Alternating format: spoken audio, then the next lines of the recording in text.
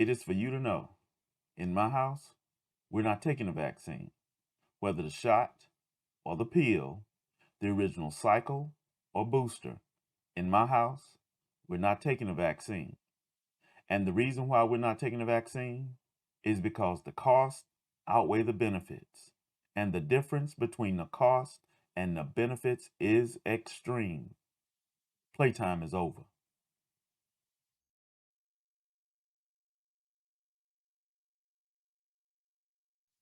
My name is Ivan Alexander, and this is Make It Real, where playtime is over. The subject matter we're giving attention to here today is not something we normally give attention to here on this channel. This is the first video for this channel. And the reason this must be our first video, the reason why we are giving attention to such an issue as COVID-19, it is not only because before a man can set his mind and heart on spiritual things, he must first be settled in his physical being. And no more is this so than with his health. But it is also because it allows me to correct the record. Earlier, before I had any actual experience with dealing with this pathogen, this COVID-19 thing, based on the information we were receiving from our medical authorities and communities, I put some information out on social media that was not incorrect, but insufficient. Insufficient in that the information did not address COVID-19 in its many facets. What I submitted on social media only addressed this pathogen from the perspective of a virus. Given this new strain, the Omicron variant, it is important for me to make clear that apart from the original strain, I cannot speak to the resolution of this variant or any variant. Although I am of the utmost assurance that what we present here appeals to any variant of this pathogen, it is important for me to make clear what we confronted as far as we understand. First and foremost, our battle with the strain of COVID-19 took place during late August and early September of 2021. And lastly, the PCR results we received did not indicate the strain we confronted. Nevertheless, this video not only serves as a public service, but also allows me to correct the record.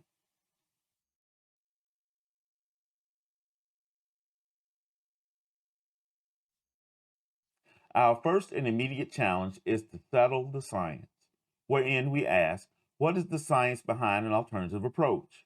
When it comes to the science that substantively informs an alternative approach, it is merely the acknowledgement that the body has the capacity to heal itself. But there's a challenge. The challenge is to place the body in a moment that allows such self-healing to take place. Our confidence in a natural alternative comes from our evolutionary legacy. For over 6 million years, man has evolved to develop an anthropological, biological, viral, and bacterial legacy. That we place this 6 million year evolution in perspective, it is only in the past 200,000 years has man become sedentary in that he spiritually evolved to live within familial units. The predicate for this spiritual evolution centers on his acknowledgement of a God or God sense, whereby he reckoned himself as having a binding that had the greater affinity between the beasts that looked and lived as himself.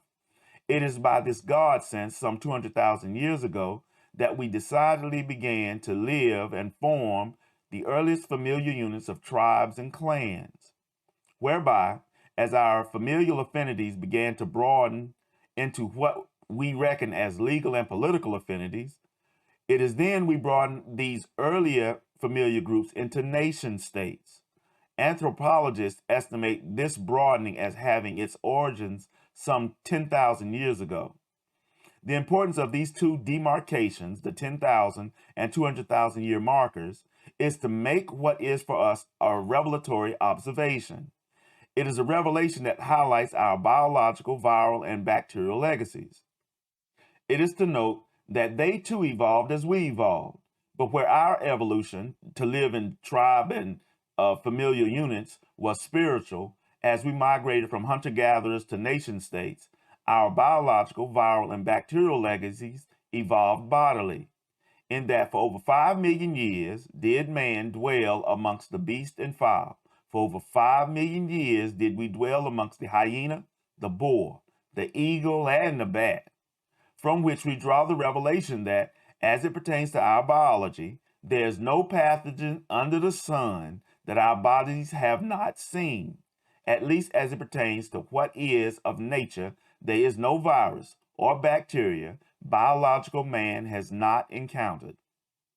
Based on this assurance, given our biological evolutionary legacy, if the body is to heal itself, it must be allowed to call into remembrance those ancient resonances for healing of its distant past. And no more does man preserve these ancient resonances or remembrances than in what we find in what's called the olfactory system. Lauded as the ancientmost aspect or characteristic of man, our olfactory system highlights the structures of the body's sense of smell. Where the nose is the detector, the frontal lobe of the brain is the interpreter. We settle this system as the most ancient in that within the frontal lobe of animals do we find the fight or flight response. Native to all animals is the flight or fight response that ensures the survival of the species. But even more so, as it pertains to the present, what's also stored in the frontal lobe of the brain are the essences that determine our individual behavior and character. So, our challenge when it comes to the science laid in a natural alternative, it is for us to allow the body to call into remembrance those ancient biological, neurological, muscular responses that aided our ancestors to stave off and or fight diseases.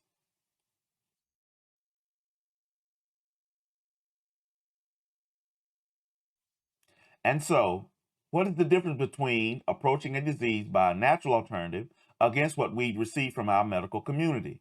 The answer lies in the difference between addressing a symptom apart from addressing the actual underlying disease. When it comes to our medical community, we find their attention centered on the symptom or effects of the disease, not the disease itself. While when it comes to a natural alternative, the effort is to give strict attention to the disease. How we reckon the difference is that where our medical community focuses its attention to what's transpiring at a high level, the symptom, our natural alternative gives attention to what's transpiring at the ground level, the actual underlying disease. Why this distinction is important is because remedying the symptom does not necessarily remedy the disease. Where the natural alternative strives to address the underlying cause of the symptom and thereby remedy both the disease and symptom, where it concerns the medical approach, though what our doctors recommend may remedy the symptom, the disease has every possibility of remaining, if not become more aggressive. Such is the primary difference between a medical approach versus an alternative approach. For example, let's take a cough. Now, unless you have underlying morbidities, illnesses such as what results from bad health habits, such as a poor diet or lack of exercise, or because of your ancestry, you're predisposed to disease as a matter of heredity, these being personal concerns, or you have an illness due to the exposure to environmental contaminants, which corrupt our food, water, air, and land tables, these being communal concerns. If your cough is a result of illnesses born from such personal or communal sources, depending upon the damage done to the body, any measure, whether medical or alternative, may only be palliative. With that, when it comes to a cough, normally what you have is a result from an intestinal bacterial imbalance. Our intestines are best analogized as the grand central station of the body. Our intestinal tract is virtually the whole of our immune system.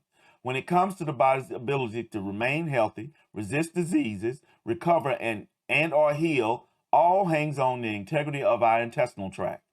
From the breakdown of everything we eat, to the distribution of nutrients throughout the body, to cleaning up the cellular refuse, to ridding the body of waste, all transpires within the intestines.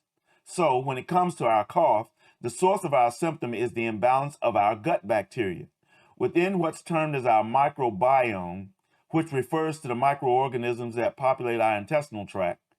In general, as it concerns our cough, it is the result of an imbalance in the bacteria within the intestinal tract, by which in time results in a persistent cough. And depending upon the severity of the imbalance, our cough could last for weeks. And so, within our home, how we've addressed these issues of a persistent cough is that we go on a 24-hour orange juice, prune juice fast. The reason why we go on an orange juice, prune juice fast for 24 hours is because it allows for the body to settle itself down without having to digest solid foods, that it eliminates the source of the imbalance. Usually we've eaten something bad or poorly cooked, which is the root cause. However, given a lot of our foodstuffs are impregnated with antibiotics, GMOs, and steroids to increase the yields of an organism, both plant and beast, and the reason is that it is necessary to produce cheaper food products. Consuming these products obliterates the population of microorganisms within our intestinal tract, creating the imbalance that results in our being susceptible to all types of illnesses and diseases. And so, how we confront this persistent and insidious assault upon our intestinal tract is by taking a probiotic. Taking a probiotic on an empty stomach, first thing in the morning, is how we strive to repopulate what our diet stripped from the microbiome within our intestinal tract. But in those moments when we find ourselves with that persistent cough, we go on a fast. And so that is the difference between a medical and a natural approach to fighting disease. It is the difference between addressing the symptom of the disease, which is the medical approach, apart from addressing the actual disease, which is the alternative approach. And how you achieve the ends of resolving the disease naturally is by putting the body in a moment that allows it to utilize all of its resources to fight the disease while still receiving nutrition.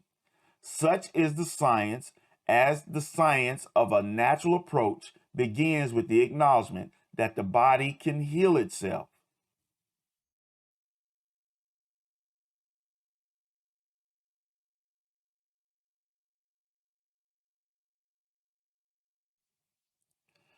Now, as for the legacy of COVID-19 in our home, this disease ran through our house. With exception to my wife, she's the only one who did not come down ill.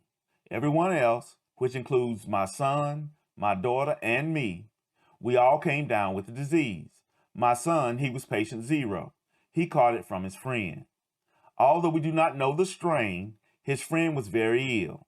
He had a severe cough, difficulty holding down food, and was very weak. My son caught it because he took his friend to the doctor, and so as they were in the car while his friend was going through his struggles, my son was inhaling the pathogen. As for his friend, we found out that he's under a doctor's care. My son says he's doing better.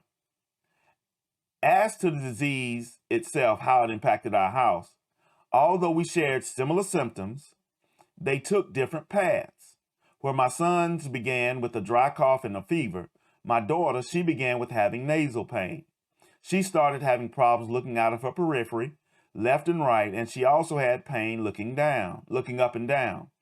But when it came to me, my symptoms began with those like my son's. I had a violent cough, but no fever. Less than a day later, however, I experienced the same symptoms as my daughter, in that I too had nasal pain. Though my vision was not affected, I too had nasal pain looking out of my periphery and pain looking up and down. But the nasal pain was just that. It was just pain. There was no congestion. There was no mucus or anything present or developing. And so when it came to this pathogen, though the initial symptoms were different for everybody, we were all plagued by the same illness, the same disease, the same pathogen.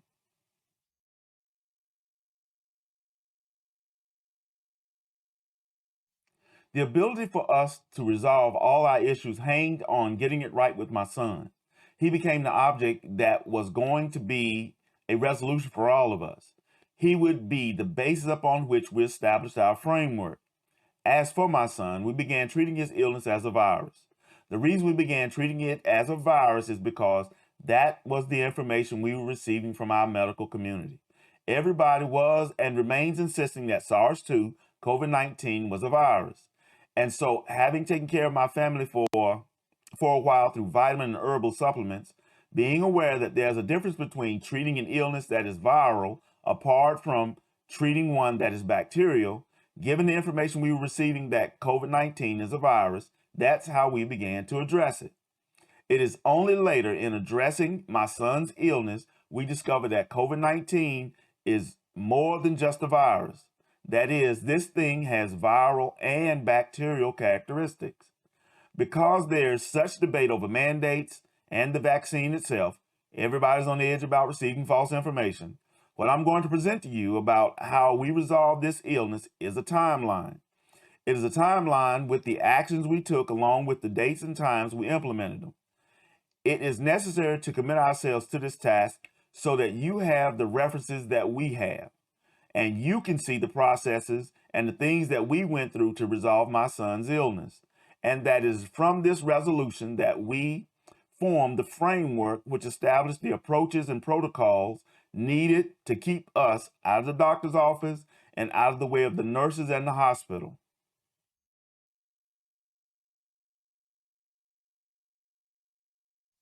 It began on Wednesday, August 18th. Sean came home early from work. He had taken a PCR test, but we had no results in hand as to whether the diagnosis was indicative of COVID. The reason is because there's a distance between the time you take the test and the time you get your PCR results. So we were working in the dark because we really didn't know if it was COVID he was suffering with. But because his friend had been diagnosed with COVID, we made the calculated assumption that Sean was infected with COVID. Working from the information received from our authorities, we began addressing Sean's illness as a virus. When Sean entered the house, my daughter looked at me and she had this concern. You know, she's 17 years old. She's old enough to know the signs of the times and she's aware. And so she was scared. I looked at her and I told her, look, this is what we prepare for. This is why we take the steps that we take to keep everybody healthy. So we got this. We're gonna meet this head on.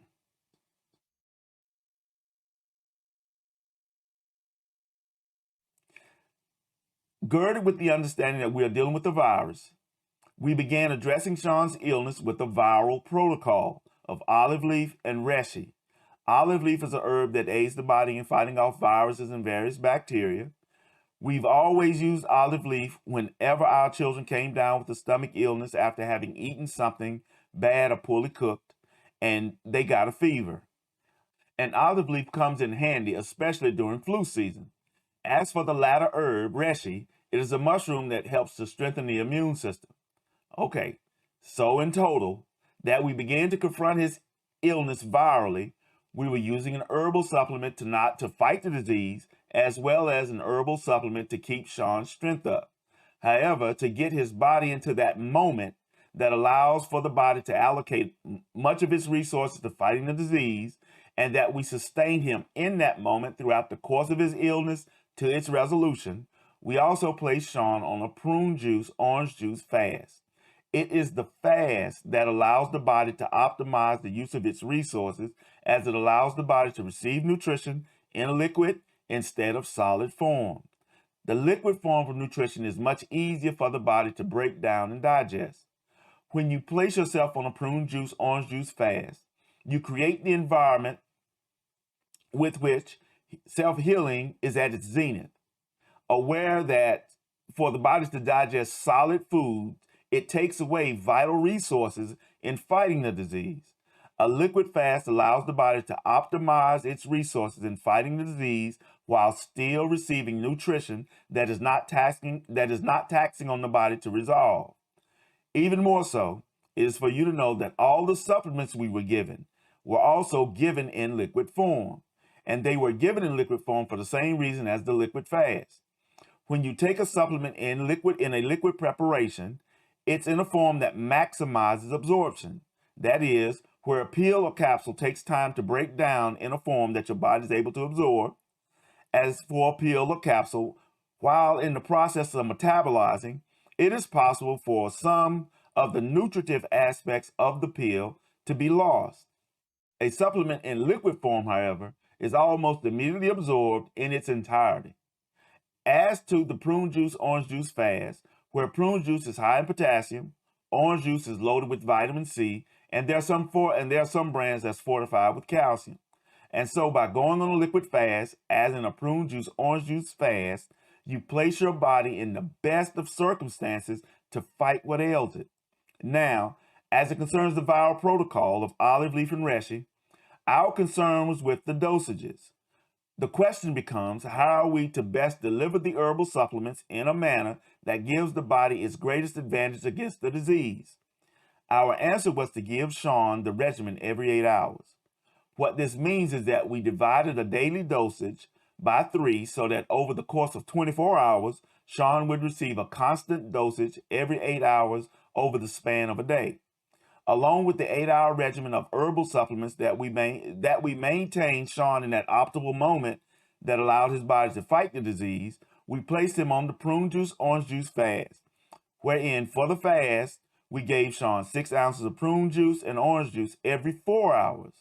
This ensures that we kept Sean's strength up by providing his body with nutrition to fuel his fight. So, for the time, it is necessary that we use military time so that we do not confuse the hours of the day and thereby potentially confuse the days themselves. On Wednesday, August 18th at 21:10 hours, that's 9:10 p.m., we implemented the viral protocol of olive leaf and reishi along with the liquid regimen of prune juice and orange juice. The viral protocol every 8 hours, while the liquid regimen was given every 4 hours.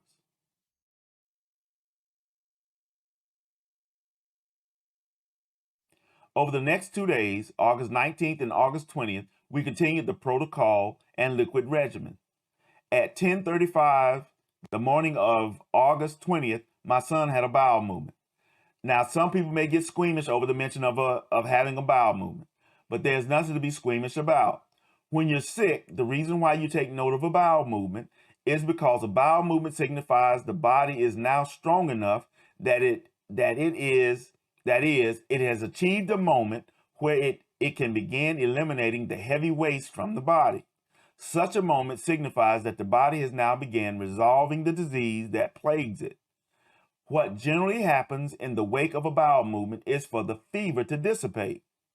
That is, in the wake of a bowel movement, what I've experienced is that you should see the fever resolve within 30 minutes or maybe within an hour, but no more than 2 hours.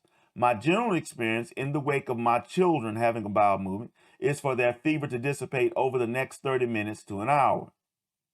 However, with Sean, this resolution did take place within that window, within that time window, where at 10:35 that Friday morning on August 20th, Sean had his bowel movement, but it wasn't until 3 a.m., that is, early on the morning of August 21st, the next day, does Sean's fever resolve.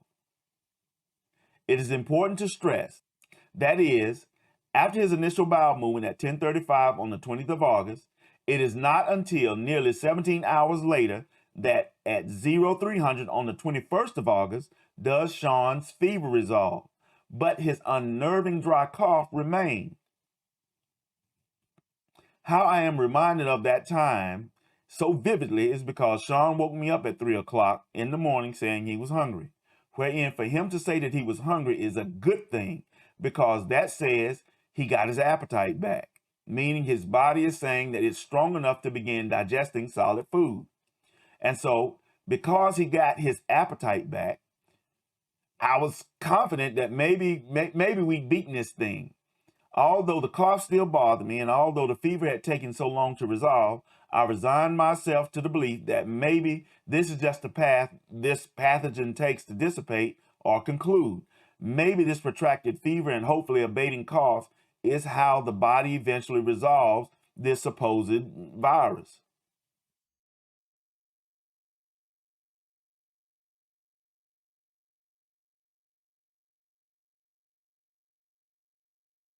Later on Saturday, August 21st, day 4 of our travails, we received the results of Sean's PCR test. We were informed that he did have COVID. However, the notification of his results did not inform us as to the strain, whether it was the D strain or not. So we can't verify the strain. And so I'm not making any assumptions.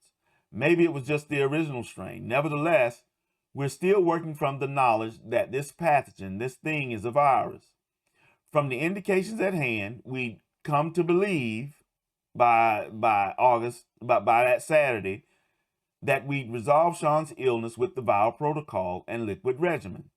Given it is at 0300 on Saturday morning, the 21st of August, all indications appeared as a go. It appeared that we'd overcome this strain of SARS in a little more than 3 days by 6 hours. That is, in 78 hours, we believed that we'd beaten back COVID-19.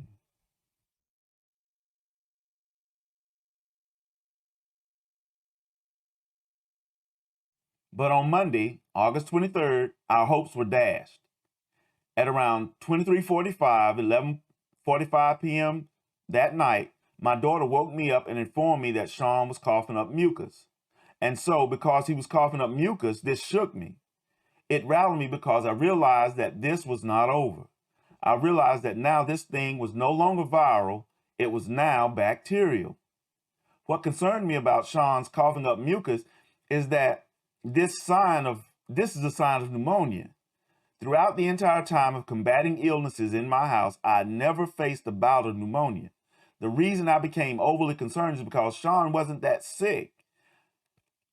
Given we supposedly resolved his illness within less than 96 hours, in less than 4 days, Sean wasn't that sick long enough for his body to have deteriorated that fast.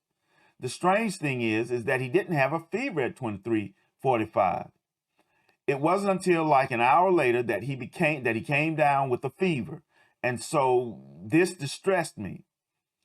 And so I went back looking at my research to figure out how we're going to address this, because I'd never seen anything like this before. That is, I never had to confront pneumonia or any signs of pneumonia directly.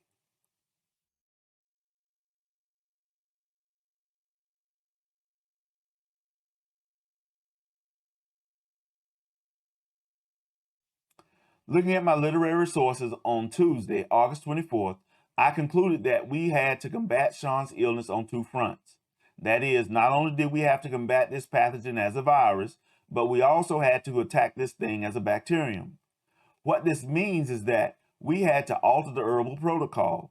Along with olive leaf and reishi, which attacks this pathogen virally, we also adapted it to a bacterial herbal protocol made up of slippery elm, mullein, ginger, immune defense.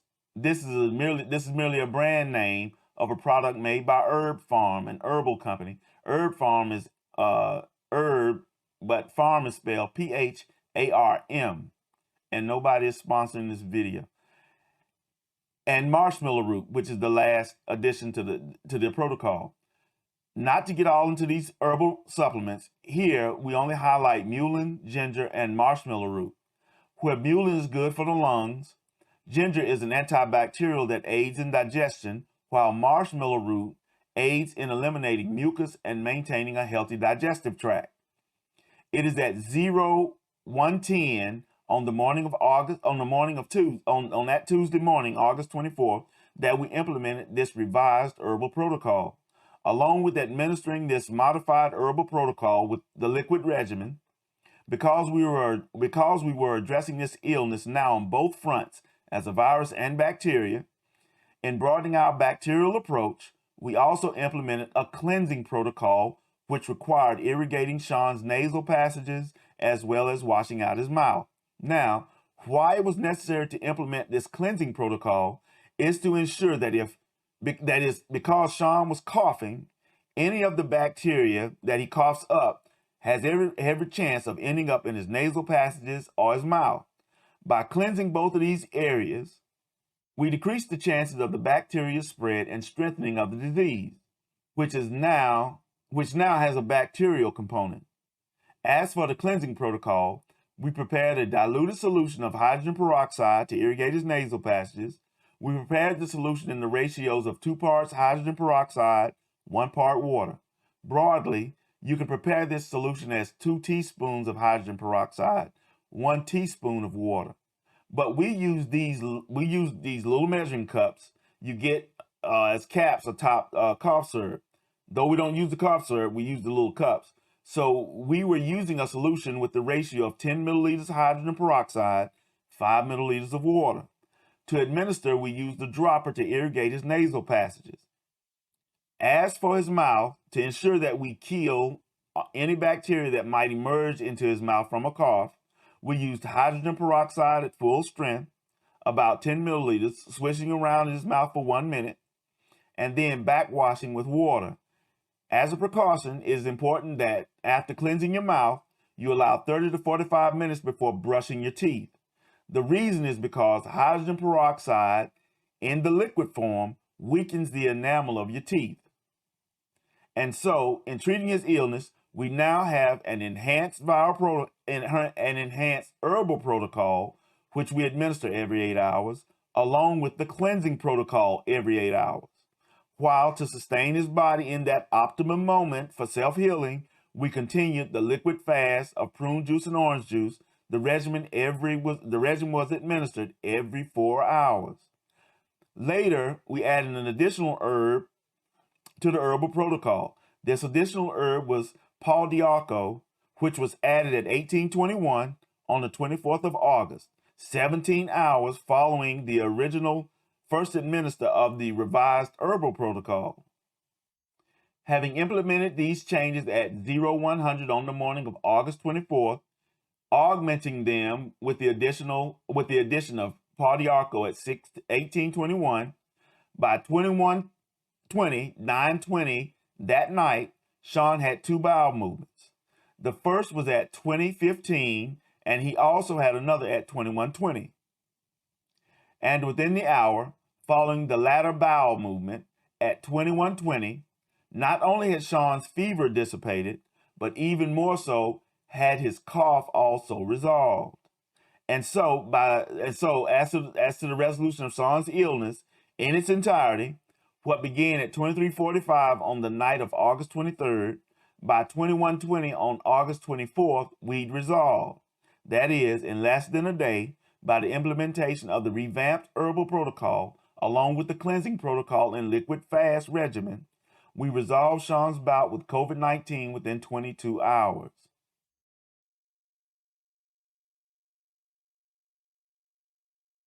Because of what I'd seen and what we'd been through, on August 25th, that Wednesday, we decided to keep Sean on the herbal protocol for 5 more days. But he's going to take it once in the morning and once in the evening. This is so that we made sure that we wiped out the disease. I'd never seen anything like this before. I've never encountered anything like this. And so, though we were successful, of course, the nature of this thing still befuddled me.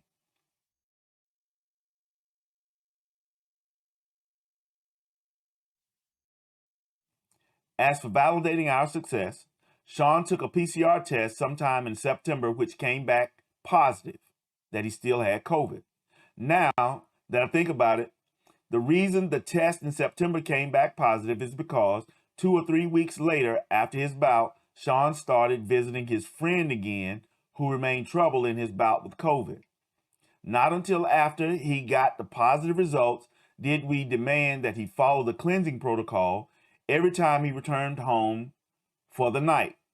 Though by the results of the positive PCR, it was indicative that Sean was asymptomatic, no one in the house had a recurrence of the disease, not even Sean. It was 38 days later, on the 2nd of October, that Sean received the negative PCR result that says he was clear of the pathogen.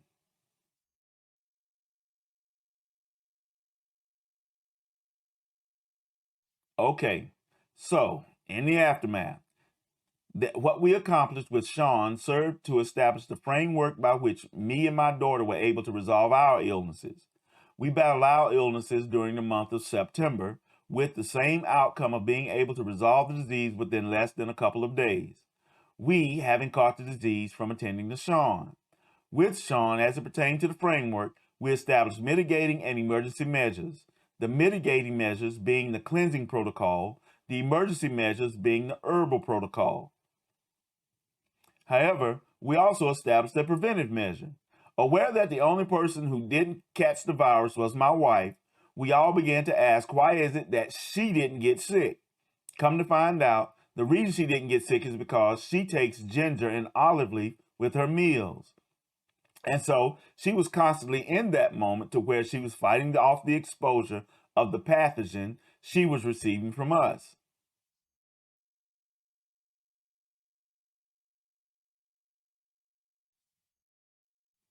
So, given what we had to do to defeat this illness in our home and to beat back COVID-19, we concluded, well, it was easily resolved that this strain, SARS-2, is more than a virus. It has bacterial aspects. This, for me, at least helps to explain the loss of life due to this pandemic. Because our medical community typed COVID-19 as a virus, what that means is that all of their solutions are going to follow that path, a pathway that argues for a viral solution. It is for us to ask, how does calling COVID-19 a virus impacts how we attack the disease? That I give some context for the great loss of life. In life, the hardest and most consequential of all things we do in life is to name a thing. Since to assign a name to something infers that you've typed that thing. It infers that you've placed that thing within a category or context.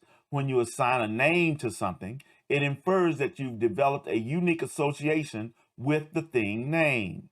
Now, this is what you would call a universal reality to our existence, meaning that no more is it universal than when we name our children.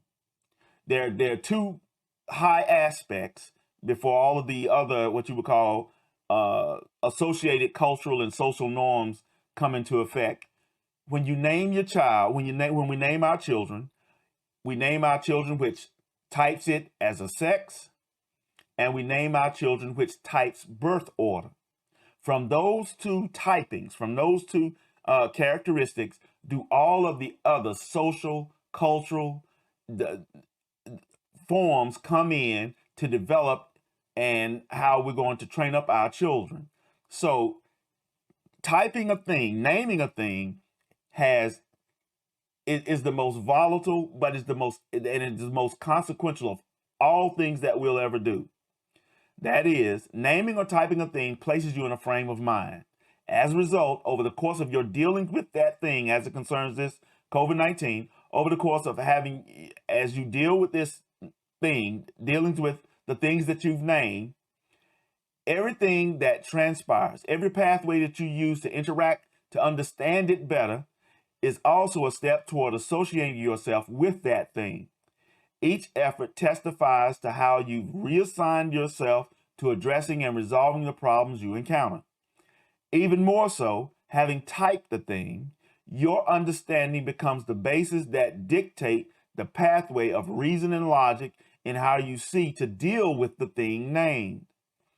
Things become problematic, however, when you've typed the thing narrowly or wrongly. In the case of COVID-19, it is more so that we've typed this pathogen narrowly more so than wrongly.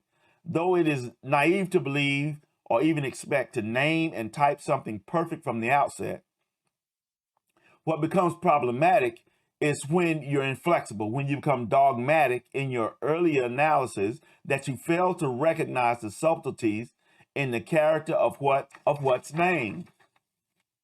These subtleties emerge to begin substantive enough to demand different typing when they go ignored, unnoticed, or misunderstood.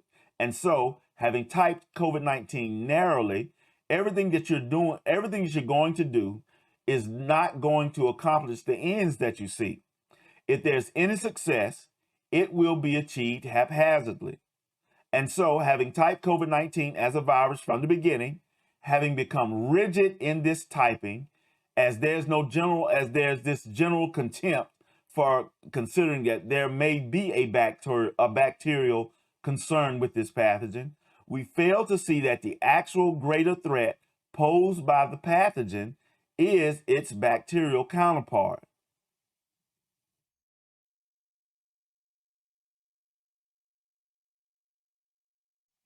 From what I've seen and experienced, it is my estimation that there are two infections, a primary and a secondary.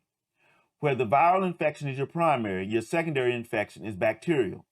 As to the subtlety, because their symptoms mimic each other, it's going to appear that the viral infection is resistant to the treatments applied, when the reality is you're actually battling the bacterial infection. At least that's the way it was with us. How you make sense of this is that if you continually approach this pathogen as a virus, it is the bacteria that's eventually going to get you. How you make that distinction centers on the difference between how a virus spreads to infect the body, apart from how a bacteria spreads to do its damage. As to a virus, it builds up its population in the body by at first infecting a cell. The virus then uses the resources of that cell to regenerate over and over again, whereby, so that we broaden our description as to the differences between a virus and a bacterium, because what transpires with the virus's infection of a cell transpires in the bloodstream, it is to argue that this primary infection takes place at a high level. However, a bacterium acts very differently. When it comes to a bacterium, it seeks a place to settle down. It seeks something at a lower level. It seeks when it finds a place to rest, when it finds a place to sit on an organ or a vessel or whatever, when it finds that place to rest, it does what's called colonize. That is, it feeds off the body's nutrients to reproduce itself in this small area to eventually spread to create a colony, whereby, if not halted, the colony grows to the point that it eventually compromises the area, the organ, or whatever is at that location.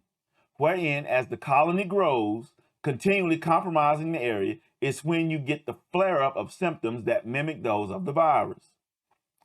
What we are to be aware of, however, is that the hardier infection is the bacterial infection. From what we experienced, the viral infection was not as difficult to resolve than the bacterial. For me, this helps to explain the high death count in this pandemic. It's not so much the problem that our medical community typed COVID-19 as a virus.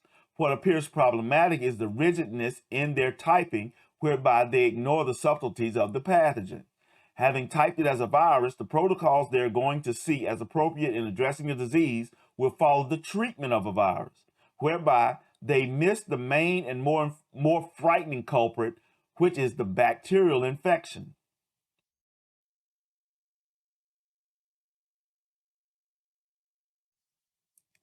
And so, having met with success, we not only have a framework by which to deal with the disease, but from this framework, we've developed and instituted preventative, mitigating, and emergency measures.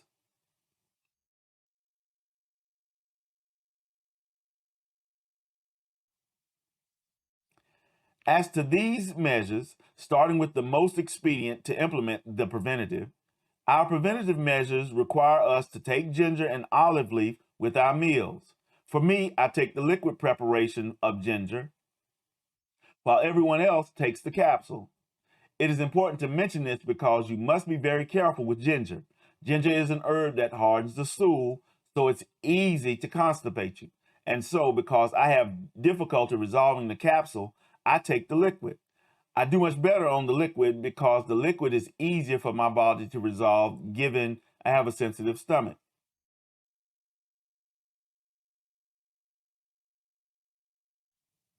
As to the mitigating measures, aware that the two major entrance points of the pathogen is the mouth and the nose.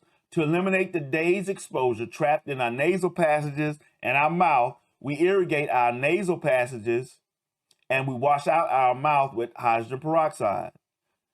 It's important for you to be mindful that when you wash out your nasal passages, you have to allow the solution to drip past, to actually, you're going to swallow some of it because it has to drip past that little area, because the nasal passages run in a curve. So if you, in that downward slope, if the solution does not drain to that point to where you come in contact, where if your mouth is here, the back part of that nasal passage is here, if you wash, just because you wash your mouth out, don't mean you'll get that back part of that nasal passage.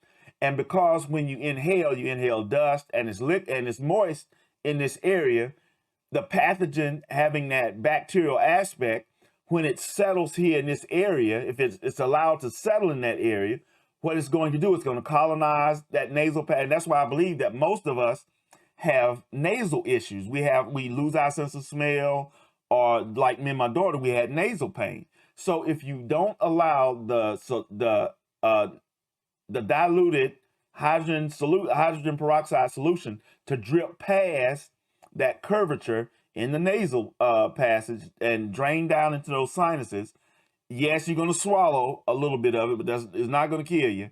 But what that'll do is it'll kill all of that bacteria on the back side of that nasal passage. And so in that way, you're able to really kill it all, kill everything in that little trap, what I would call a little trap right here. Because if you don't capture that, I would suspect that if there's a colony there, you're also going to produce more of the pathogen. I wouldn't put it past that the bacteria aspect of this thing has a DNA structure that allows for the pathogen to be recreated from the bacteria. That's just, that's just my supposition. I haven't typed this thing. I'm not an epidemiologist. I'm not studying it. But from what we've seen, it helps me to understand why my son had a positive result the first time he went back to take his PCR test. And it also helps me to understand why now when he comes home, he does this every day, that we haven't had a recurrence. So we perform these mitigating measures every time we return from outside, that we settle in when we come in to settle in for the remainder of the day. For our nasal passages, we use 2 parts hydrogen peroxide, 1 part water. It is so vitally important that you dilute the hydrogen peroxide when you go to irrigate your nasal passages. Using hydrogen peroxide full strength will burn your nasal passages raw. So it is important that you dilute the nasal passages, dilute the hydrogen peroxide solution, 1 part hydrogen peroxide, 2 parts hydrogen peroxide, 1 part water. 2 parts hydrogen peroxide, 1 part water. And so you irrigate your nasal passage with the diluted solution of hydrogen peroxide. Just to reinforce, you never irrigate your nasal passages with full strength, with hydrogen peroxide at full strength. You dilute the preparation again, 2 parts hydrogen peroxide, 1 part water. For us, in preparing the diluted solution, we use the small cups we get from cough syrup. You don't use the cough syrup. We just use the little metric cup, little measuring cups, and they're invaluable because they allow us to be more precise in our measure with smaller quantities. We make a preparation of 10 milliliters hydrogen peroxide, 5 milliliters of water. To apply the preparation, we use a nose dropper to irrigate our nasal passages. When it comes to our mouth, we use hydrogen peroxide at full strength, rinsing our mouth out for 1 full minute. After spitting out the foam, you backwash your mouth with water. It is important that you do not brush your teeth until 30 or 45 minutes after washing out your mouth, because hydrogen peroxide weakens the enamel of your teeth.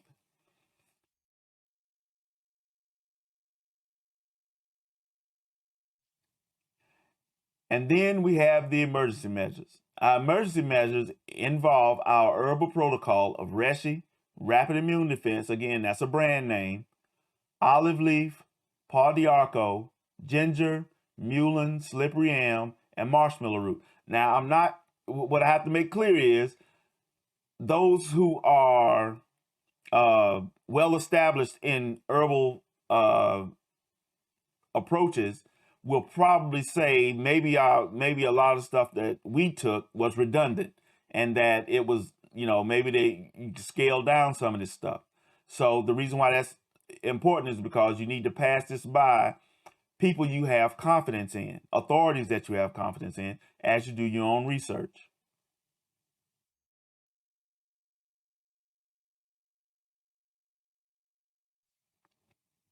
And so, by having these measures in place is the reason why we're not taking a vaccine. Whether it's the shot or pill, the original cycle or booster, we're not taking the vaccine because within our household, the costs truly outweigh the benefits. Now, I'm not saying that everybody should involve themselves in herbal remedies. Getting involved in herbal remedies and things like that can be frightening and an intimidating thing, especially if you've never done it before. Since the alien aspect is that you don't know what to expect. You don't know the signs to look for. I was once in that place, and what served as my girding in finding an alternative approach to doctors and pharmaceutical dependency were my children. Given we seldom listen to grandma and granddaddy when they tell us how they dealt with sicknesses and illnesses, much of our home remedy knowledge being lost in our families, what began as trial and error soon progressed into learning the signs and expectations as to the onset, progress, and resolution of an illness.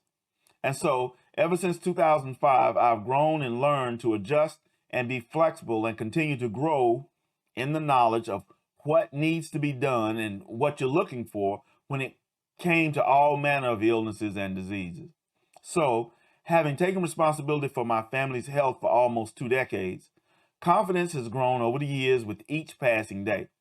We've even been fortunate that the only time my children and my wife go see the doctors is for their yearlies. So we do all we can to stay out of the doctor's office. However, although I'm not encouraging people to become herbalists, I would recommend that you find a knowledgeable one. You can still take the vaccine. It's demonstrated that the vaccine does have some efficacy when it comes to keeping you out of the hospital, even though you can still catch COVID. But having taken the vaccine, the expectation is that your battle with the disease will not be as harsh as those who catch the disease and are unvaccinated. Though, as a breakthrough case, being vaccinated does come with the expectation that you'll avoid hospitalization. So I'll let the medical community defend themselves. For us, being able to find a resolution, which I think was less than 5 days total, given how we began treating COVID-19 as a virus. But once we began confronting the disease as a virus and bacteria, were we able to resolve the illness in less than a day? Now, that's no guarantee of results for everybody, but yet and still, that was our experience. Whereby, having established a framework, we were better able to resolve me and my daughter's illness, even though our symptoms took various paths. Now, though I wouldn't advise taking these emergency measures concerning the herbal protocol unless you do your research, we all can take the preventative and mitigating measures. Whereas it concerns the preventative measures, we can begin taking ginger and olive leaf with our meals. And what you'll discover as an added benefit is that not only will you beat back this pathogen, but you'll also be able to beat back flus, other viruses, and bacterial infections. My confidence lies in the fact that that's been our experience. It is especially the case when you've eaten something poorly cooked.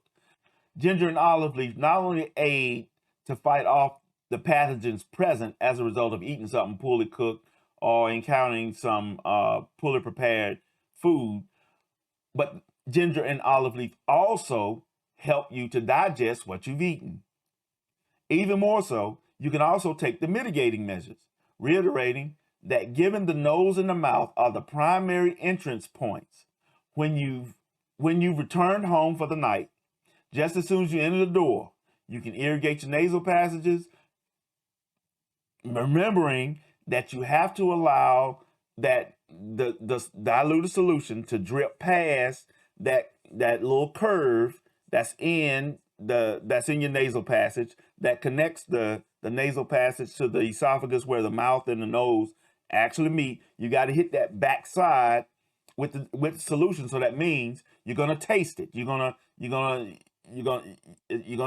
swallow some of it, but it's not gonna kill you. But that's what has to happen in order to make sure that you get all of the nasal passage, that you leave no space and no room for the bacterial aspect to kick in, to settle in, and to take over that area.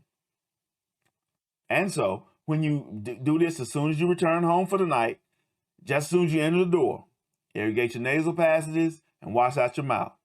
Being ever mindful that when you irrigate your nose, you are to dilute the hydrogen peroxide solution, 2 parts hydrogen peroxide, 1 part water.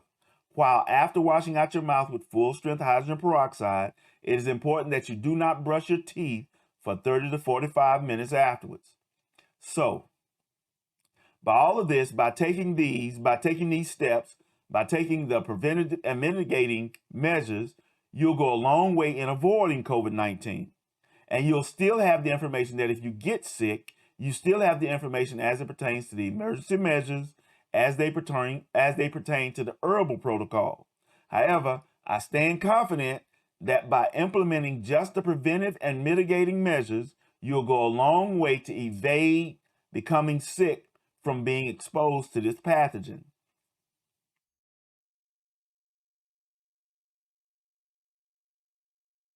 Located below, there's a listing of dosages with respect to age. This distribution of dosages is located below in the link of Show More. The dosages allow for what's presented here as it pertains to the emergency measures to be administered to all age groups, from infants to the eldest in your household. Everybody can take the emergency measures. However, you must be very careful about the dosages. We also have the brands that we use. Nobody is sponsoring this video, but the primary brand we use, other than Herb Pharm, that's PHARM, which makes the product Rapid Immune Response.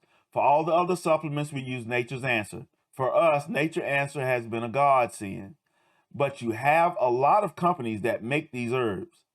But you must do your research with these companies. And what I say is, don't buy anything that you don't find on health food store websites. The main one we use is Vitacost, Vitacost.com. That's also in the link. That's also in the area below. But besides Vitacost.com, we also use Herb Pharm, Lucky Vitamin, Vitamin Shop, and we also get things off Amazon. But with Amazon, you have to be very careful, because Amazon, I do not believe, screens herbal or natural supplements they receive. I think they may just facilitate as a clearinghouse. And so you have to be very particular what you get from Amazon. But if you go to these online health food stores and research the item, such as if you research reishi or olive leaf or any herb you're looking for at an online health food site, if you find a particular brand on those health food sites, they have the same brand on Amazon. You can get the brand from Amazon or that store depending upon your delivery needs. But once you find your brand, Amazon is very good because some brands can be delivered overnight. But you need to be careful about where you buy your supplements.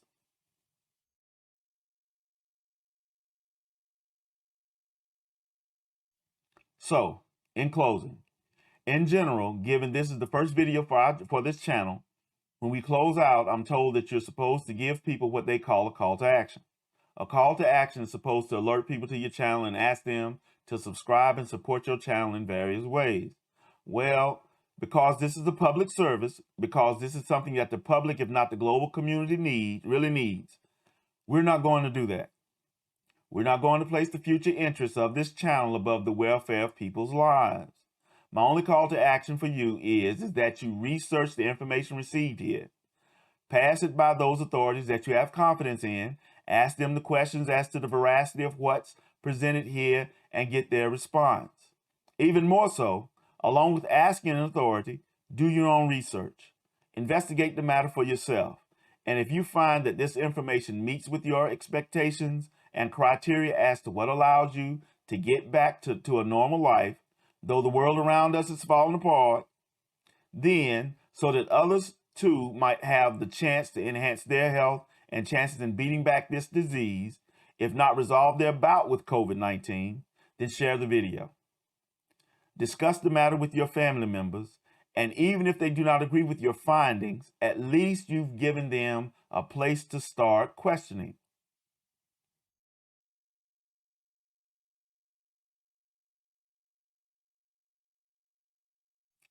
Our immediate challenge is to beat back this pathogen so we can all get back to some sense of normalcy.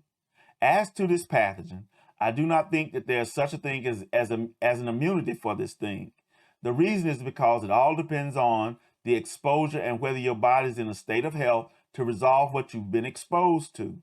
Yet, given man has evolved biologically, virally, and bacterially for over 6 million years, there's no pathogen under the sun our biology has not encountered. And our body is most certainly capable in dispensing with this pathogen. We know this because early on, and even now, are the epidemiologists who check the sewage to see the state of the disease within a neighborhood or area of a city. So your body is already in a mode to fight off this disease. And by taking the preventive and mitigating measures, you are sure to not only reduce your daily exposure to COVID-19, but also have the nutritive means to enhance your body's fight against this pathogen or any, cold or flu that you come in contact with, a bad food source. But if overwhelmed by this pathogen, you have the emergency measures offered here in the herbal protocol, along with the liquid regimen to establish your body in a moment to wage a winnable war against this disease. If we can beat it, you can beat it. And so with that, we close. My name is Ivan Alexander. This has been Make It Real, where playtime is over. Be safe and be at peace.